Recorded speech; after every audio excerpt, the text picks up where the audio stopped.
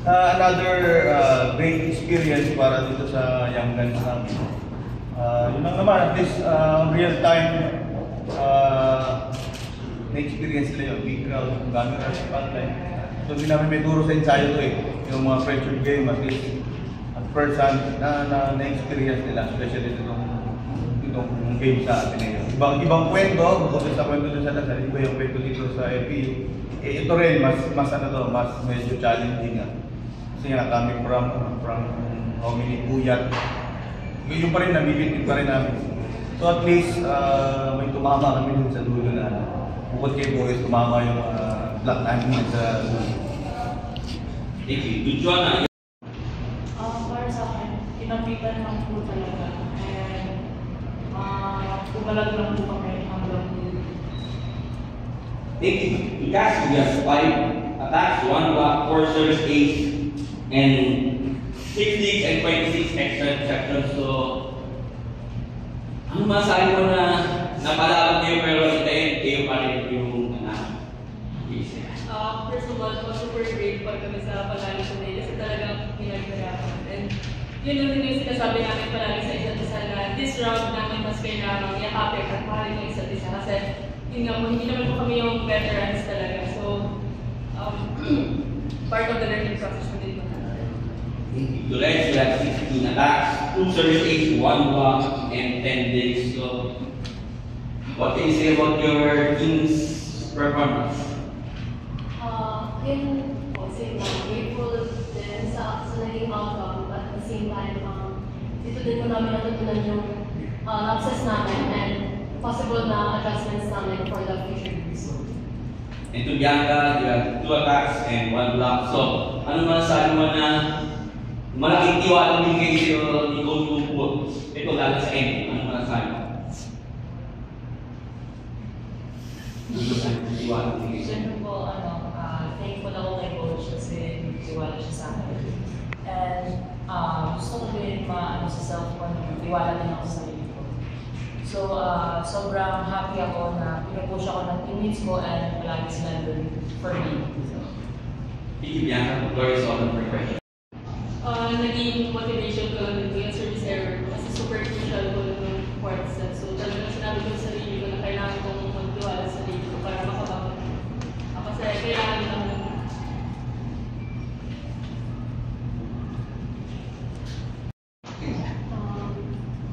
yun po, super thankful din po na ganun yung expectations and it reminded me na madami na niniwala and I need to trust myself more than at the same time. And grateful lang talaga na ganun yung naging outcome. And sana magtuloy. Coach, ano lang sabi sa Just like what I said, well ago, yun na yung kasama na yung mental toughness so nag-develop sa amin every game. Yun nga, iba-iba ng kwento every game. Though isa ang resulta, so doon sa mga kwento na yung marami kaming learning na nakukuha. So aside dun sa win na nakuha namin, mas marami pa kami nag-gain aside dun sa win. So nagano lang siya, papatong-patong yung mga learning namin. Para kay John, this is not the first time na ikaw yung pinagkahan sa dulo ng industry para achieve yung victory. Siguro ano yung iniisip mo during those moments na kailangan yung makatay or ma-seal yung victories mo? siguro yung nasa isip ko po is bumawi kasi yun nga po parang yung set partner na ako tapos binalik ako sa loob and inisip ko na kailangan ko mag-contribute sa team kasi kailangan talaga ako ng mga teammates. For any of the players, ano na lang siguro yung pinaka na-discover nyo, na-realize nyo tungkol sa kalidad, potential ng team nyo moving forward na kumbaga babaunin nyo the rest of the day? Any of the players? Ako na lang sasagot na Kasi yun. na po. Oo lang po. Pwede pa ulit. Hindi, ano na lang. sa tinuturo namin sa kanila lagi, yung respeto sa kalaban. Kasi pag yun ang nawala, for sure wala kami dito sa harapan.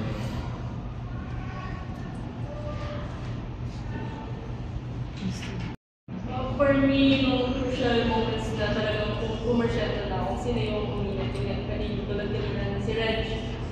Tapos yun nga po, nagtitiwala lang din ako sa fighters ko na kaya nilang patayin yung video. As coach, medyo hindi kang mabigyan kayo ng unang talo ng Ateneo. Maganda yung pinakita nila simula pa na actually dulo ng second set. Paano lang siguro coach yung crucial na sets parang na-develop mo yung team? Yun nga, bukod sa respeto na binibigay namin sa kung sino man ang nagiging kalaban namin, so listen si Ateneo. So hindi naman namin kinakalimutan yung respeto namin bilang kami. Kasi lahat naman ang na-execute dyan, especially dyan nung last 2 points, ini-execute naman namin during training.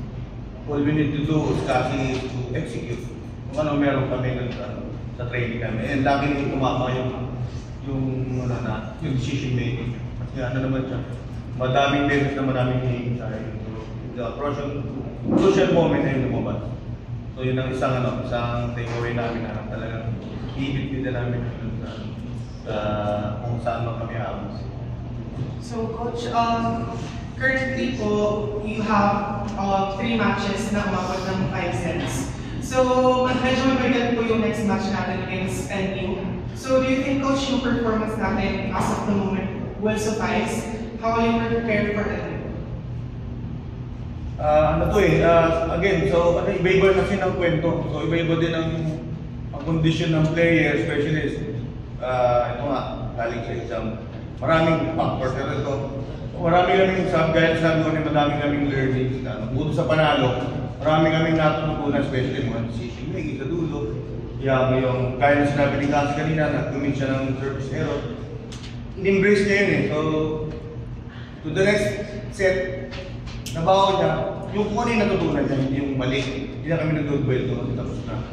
So, yun nga, meron kami lumalabas ulit na scorer, gaya ni Regina, na 19 points. So, tagal na panahon, tagal na itong nakaya games namin sa acting. Ito yung isa sa pinaka-best output niya sa scoring. So, yung madami kaming adjustment sa block, pero wala kaming mahuli. Pero nung dalawang block, though hindi naman siya block point na block ni block point ba yun? Yung pinalo doon, ni Bianca. Ganon din kay Perdido, kasi yung pinalo nung opposite nila si Tsushima, hindi talaga namin makuha. So, di man naging block point, at least nagkaroon kami ng na adjustment na at least tumama ang sa dulo. So yung mga learning na dadali namin hanggang sa mga susunod pa laro. So yung preparation namin kay NU is different sa preparation namin kay Ateneo. So naka-specific naman lang. Last question coach, is Poyas okay po? Parang observation from outside, may mga kinikater na siyang ating ibugbog ng muscles and hopefully makapag-recover di bata. So medical term wala pa kami pero yun naman siya, wala nang injuries na dala siya ng bubugan. Kasi